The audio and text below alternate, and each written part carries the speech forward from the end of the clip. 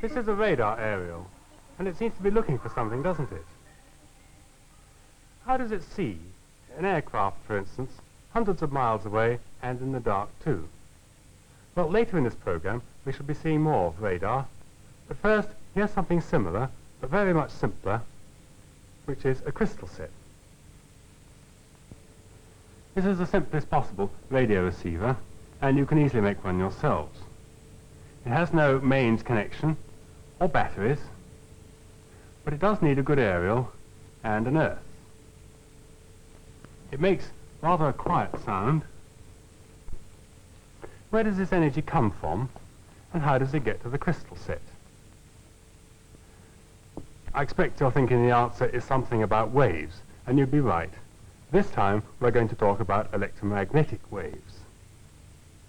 These waves are involved in radio and television, also in radar and radio astronomy, and even in X-rays and in light. The trouble is that the wave motion, the motion itself, is too difficult to see. And even if we could somehow make it visible, the frequency is far too high for us to see the waves, even with a stroboscope. How then do we know that they are waves? Well, there is some evidence, and I hope you'll agree that it is fairly convincing evidence. Now, our crystal set receives waves which are about 500 meters long, far bigger than this studio. In fact, here's a football pitch drawn on the same scale.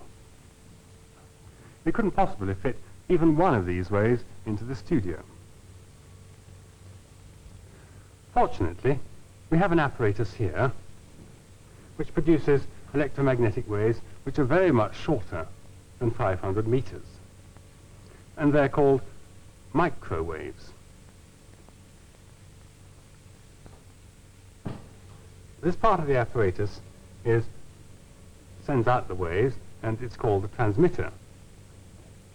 And we've labeled it T. The waves travel across here, and they'll even go through a vacuum until they're picked up by this part of the apparatus, which is called the receiver, and we've labeled it R. First, let me show you that waves travel from the transmitter to the receiver. Both of these have aerials on which are in the shape of horns, as I expect you can see. With the transmitter switched on, nothing is heard in the loudspeaker here until I aim the transmitter at the receiver.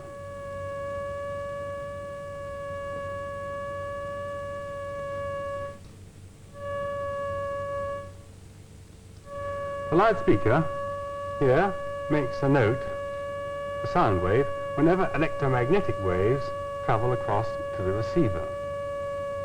But I don't want you to be confused between the sound waves coming out of here and the electromagnetic waves coming along here. So I'll disconnect this loudspeaker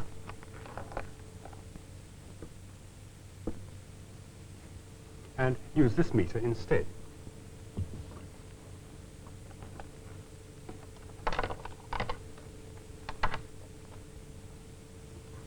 There, we get a steady meter reading as the waves reach the receiver.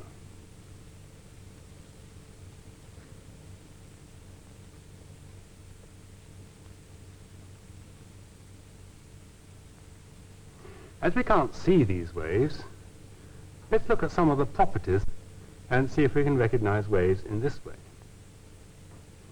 Sound waves and water waves we saw both went through gaps and to some extent round corners, and we call this diffraction. Let's see if it works with these microwaves. Here's a slit which I'll put in front of the transmitting aerial, and it's so wide, in fact, that it doesn't cover up the aerial at all. Now, the waves received will be registered on this meter, and we'll give you an enlarged picture of it. Straight ahead here, we get a reading of about 90. Round to this side, the reading falls off until it's about 10.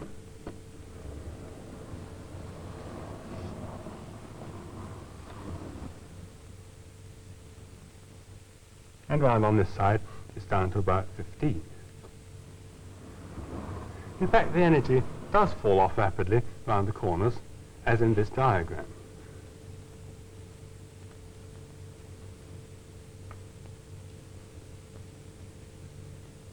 Now suppose I narrow down the slit.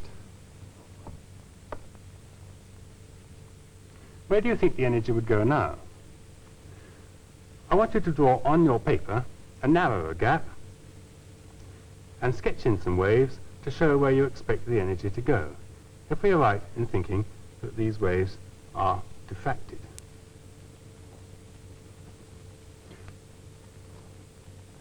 Draw big waves where there is a lot of energy, and small ones where there isn't much energy.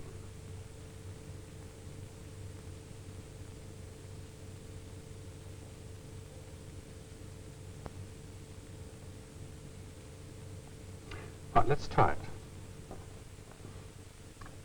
Here the reading's about 30.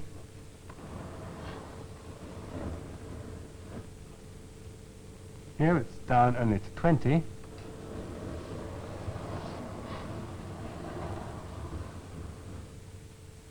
And here it's 20 as well.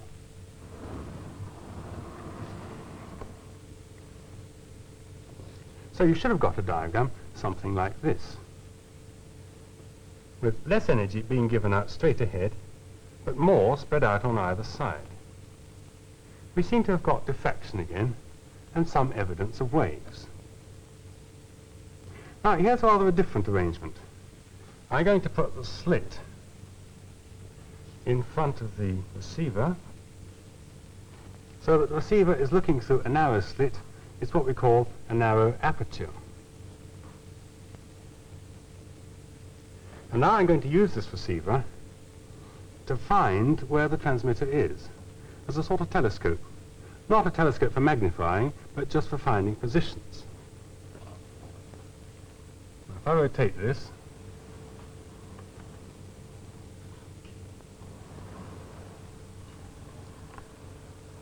the reading doesn't alter very much, and we'd have quite difficulty in finding out just where the transmitter was. In fact, it could be in any of these directions, and we've got an arrow on the receiver to show where it might be. Now, if I make the slit a bit wider,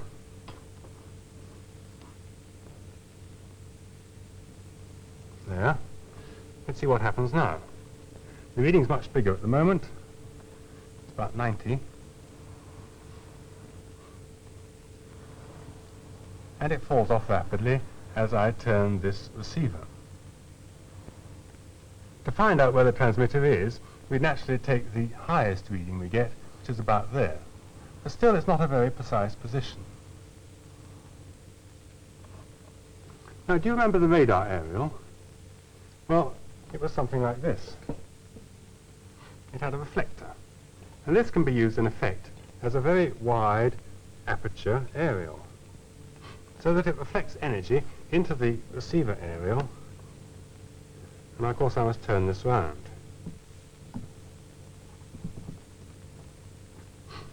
And also take the slit away. Now we've got quite a big reading, and when we're looking for the transmitter, we really want to find where the maximum reading is. See, it falls off to 50 quite quickly on either side. And this seems to be the direction in which our transmitter is, and we get a very precise measurement of this with this wide aerial. And we say that this aerial has a much greater resolving power.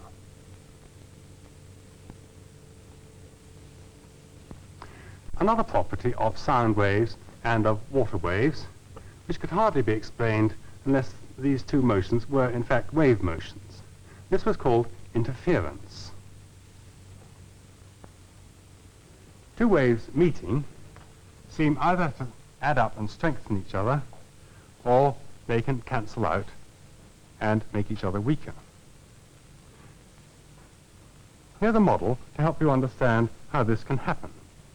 Here are two waves in step. Imagine they're moving along and they meet. The result is a much bigger wave. And now over here we have two similar waves, but they are out of step. When these two waves meet, we get no wave motion at all. So this wave would correspond to an increased motion, and this one to no motion at all. Here it is for sound waves on the field with the boys. These boys were standing where the sounds added up to produce a maximum sound, and there, and in between, the two waves from the loudspeakers almost cancelled out and produced a minimum sound. Here's the same pattern with two dippers vibrating in a ripple tank. Do you suppose this happens with microwaves? Well, here is our transmitter, and instead of having two dippers or two transmitters, we've got two gaps here. And the waves going through these two gaps will meet again at the receiver and give a reading on the meter. Now watch while I cover up one of these gaps.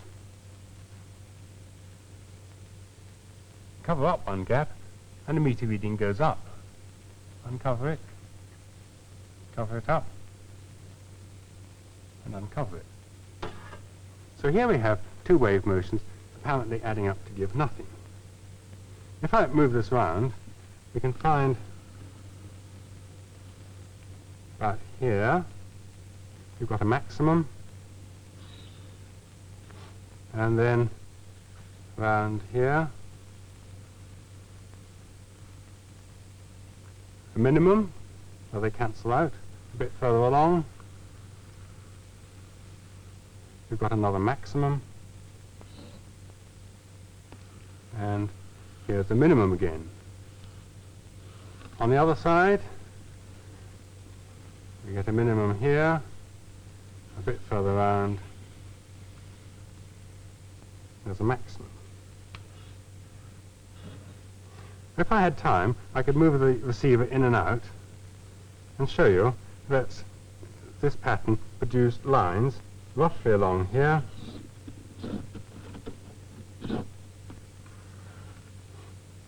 and another one about here,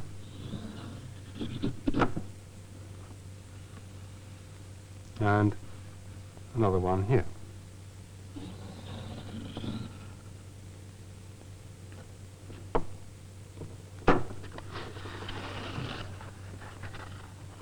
And here is a pattern with which you're probably getting familiar. Produced by waves coming through these two gaps, and the maxima are here, here, and here. And now I'm going to estimate the wavelength of these electromagnetic waves by comparing them with the shadows of the water waves on the ripple tank.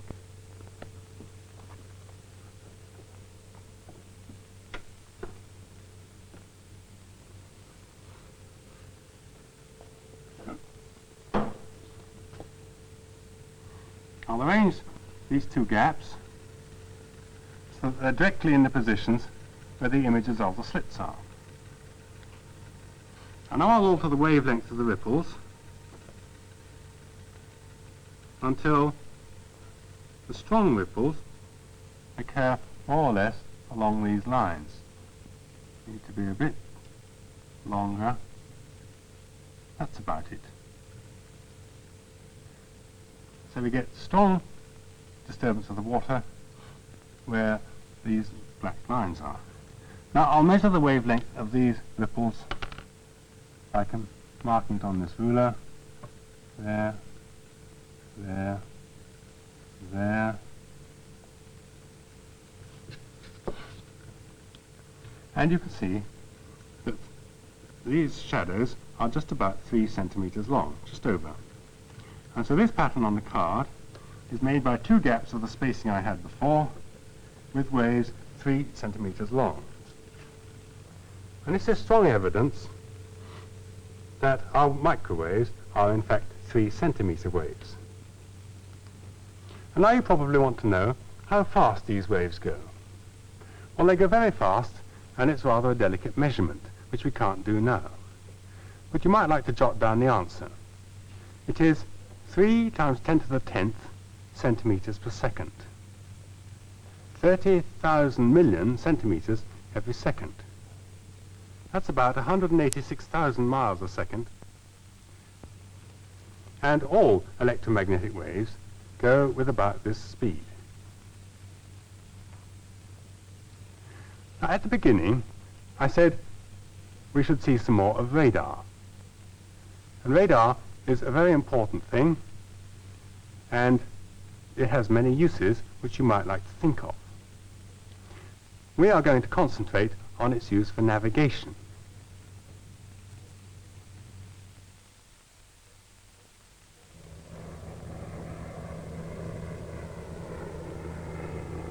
Throughout its flight towards an aerodrome, this aircraft can be watched by this rotating radar scanner, situated on a tower next to the radar control room. The scanner is beaming out pulses of energy, of electromagnetic waves.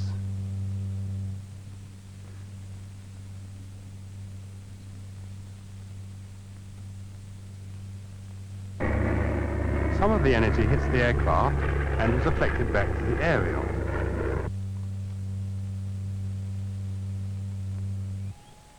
Inside the control room, the operator watches the screen rather like your television screen.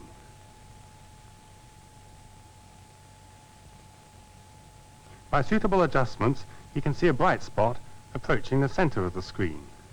The spot, of course, is a sort of picture of the aircraft's progress.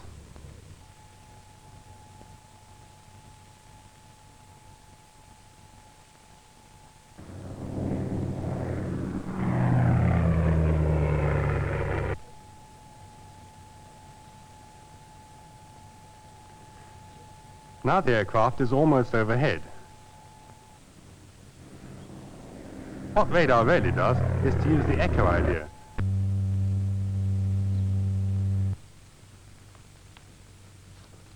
The radar transmitter, which is a more powerful version of the one we have been using in the studio, sends out short bursts of waves. They are focused into a beam with this aerial and reflector, the scanner. If an aircraft comes within range, the scanner can be tilted towards it, and some energy is then reflected back from the aircraft. The scanner is also a receiver, so it picks up the echo and sends a signal to the cathode ray tube.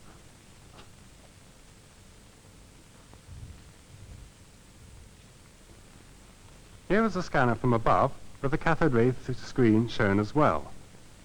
As the pulses of waves travel out from the scanner, the spot travels across the screen.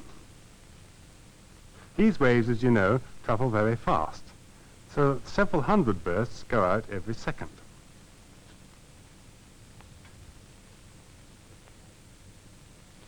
So it's as if we were sending out a beam, and this corresponds to a line on the screen. But as you know, the scanner turns, and the line on the screen turns with it. Now when an aeroplane comes within range, and the beam intercepts it, a spot appears on the screen due to the echo. Notice that the position of the spot on the screen and its distance from the center corresponds to the position of the aircraft and its distance from the center.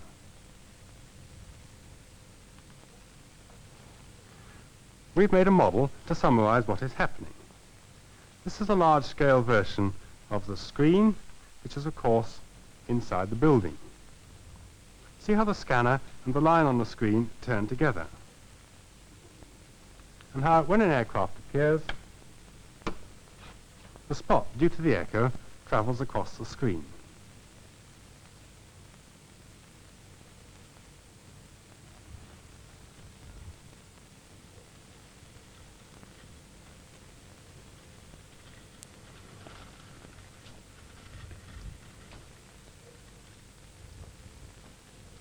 And now it's time for you to note the questions.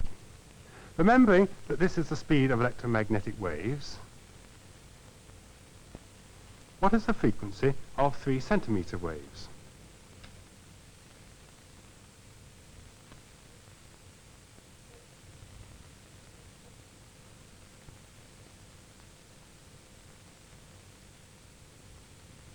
And the second question is about the film we're finishing with.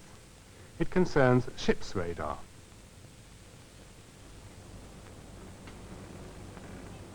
Here is a scanner on the ship, a rotating aerial.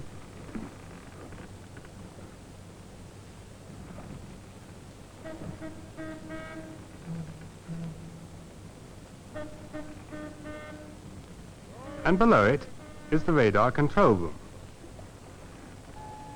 And here is the screen on the cathode ray tube. The question is, what do you think is being shown on this screen?